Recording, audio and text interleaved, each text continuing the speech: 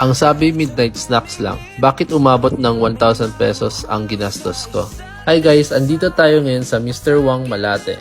Open siya from Monday to Sunday and 6 p.m. to 2 a.m. This restaurant uses charcoal for cooking. Umiikot yung grill ng mag-isa, therefore evenly cooked ang meat.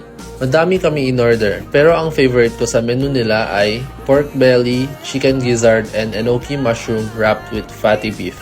What I like about this restaurant is that you get to decide kung gaano karami ang ilalagay mong seasoning powder sa meat. Thank you guys for watching, lalo na sa mga sumusuporta sa akin. Like and follow for more food content.